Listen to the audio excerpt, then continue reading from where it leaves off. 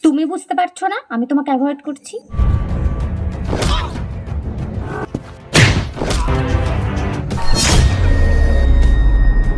দীপিকা!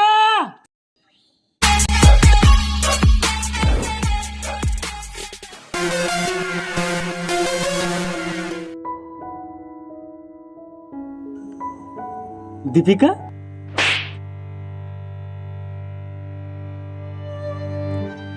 তুমি আমার গায়ে হাত তুললে? তুললাম।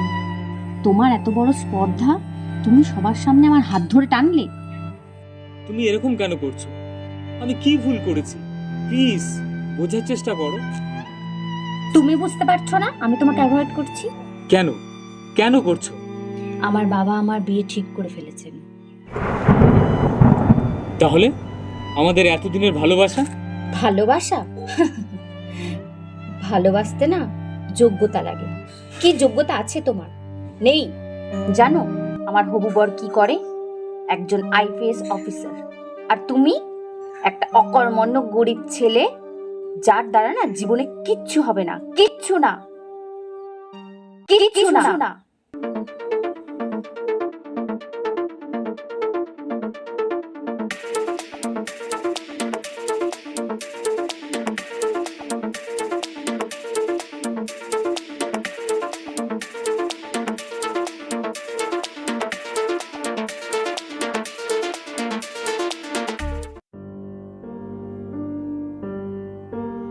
কিরে, তোর হলো?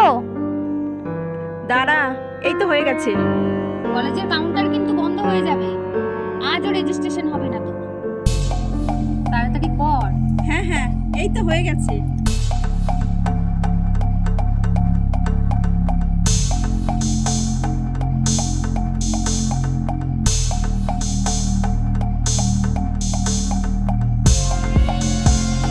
এই আমার ব্যাগ, এই দাঁড়া, দাঁড়া বলছি, এই চোর, চোর, বড় বড়।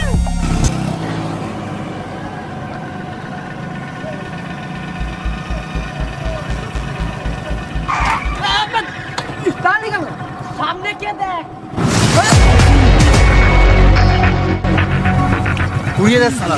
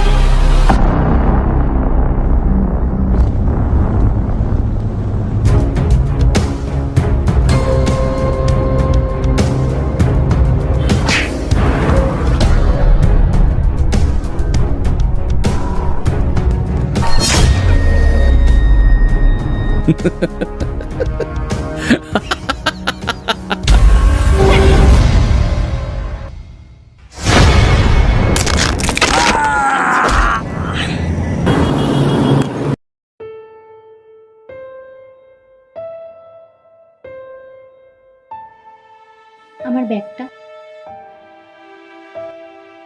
এই নিন আপনার ব্যাগ।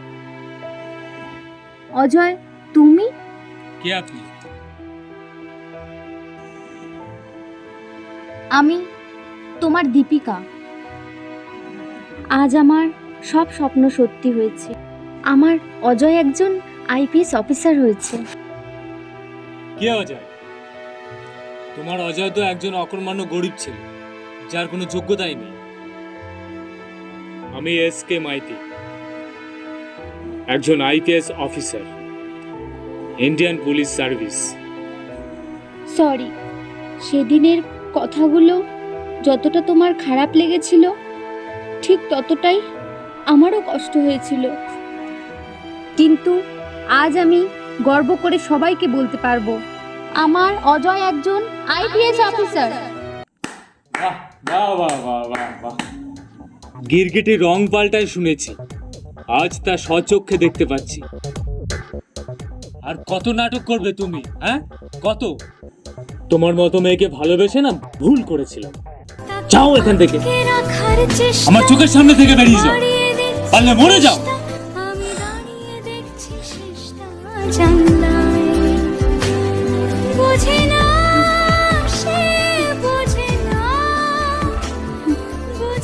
দাঁড়া।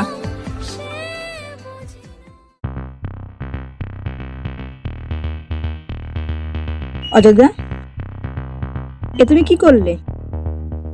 কে তুমি? আমায় তুমি চিনবে না, কিন্তু তোমাদের লাভ স্টোরি আমাদের কলেজে সবার মুখে মুখে। যাক, এতদিন পরে তোমরা দুজনে এক হবে, তোমাদের লাভ স্টোরি হ্যাপি এন্ডিং হবে, তা না, এ তুমি কি করলে? কি ভুলভাল বলছো? আমি কিছু ভুল বলছি না। আজ আইপিএস অফিসার হবার পিছনে তোমার পরিশ্রমের পাশাপাশি দীপিকার আত্মত্যাগ, প্রার্থনা আর নিজের ভালোবাসার প্রতি বিশ্বাস ছিল বলেই তুমি আজ সফল হয়েছো। এটা সত্যি না, এটা আমি মোটেই বিশ্বাস করি না।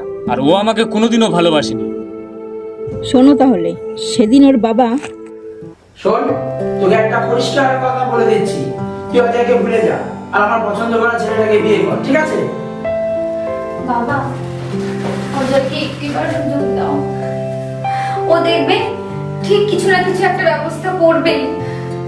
প্লিজ বাবা, আমি ওকে খুব ভালোবাসি। এছাড়া আমি আর কাউকে বিয়ে করতে পারবো না। ঠিক আছে ঠিক আছে, আমি একটা সুযোগ দিচ্ছি, তবে একটা কথা কিন্তু, তোমার গ্র্যাজুয়েশন কমপ্লিট হতে হতে যদিও একটা সরকারি চাকরির ব্যবস্থা করতে পারে, তাহলে আমি তোমাদের দুজনের 4 হাত এক করে দেবো। থ্যাংক ইউ বাবা। দাদা শুনে যা, আমার কিন্তু একটা শর্ত আছে, সেটা তোমাকে মানতে হবে। আমি তোমার সব শর্তে রাজি আছি বাবা। আগামী 3 বছর তুমি ওর সাথে কোনো রকম ভাবে যোগাযোগ করতে পারবে না, আর এই শর্তের কথা ওকে বলতেও পারবে না। এটা কি করে সম্ভব বাবা? কেন সম্ভব নয়? তোদের ভালোবাসা যদি সত্যি হয় তাহলে নিশ্চয়ই একটা চাকরির ব্যবস্থা করবে, আর তুইও তার জন্য অপেক্ষা করবি। যদি তা সম্ভব না হয় তাহলে কিন্তু তোকে আমার পছন্দ করা ছেলেকে বিয়ে করতে হবে, এটা কিন্তু মাথায় রাখবি, বলে দিয়ে গেলাম।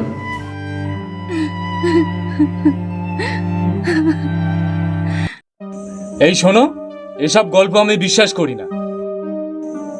তুমি কি ভাবছো সামান্য করে টাকার জন্য দীপিকা গুন্ডাদের পিছনে দৌড়ালো? না, এই দেখো এর মধ্যে কি আছে। তোমাদের ভালোবাসার স্মৃতি আছে।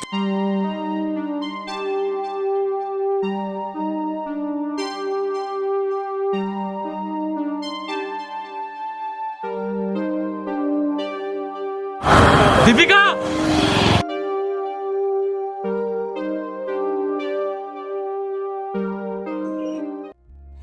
দীপিকা! দীপিকা!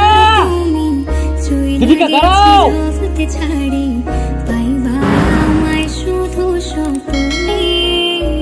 দীপিকা!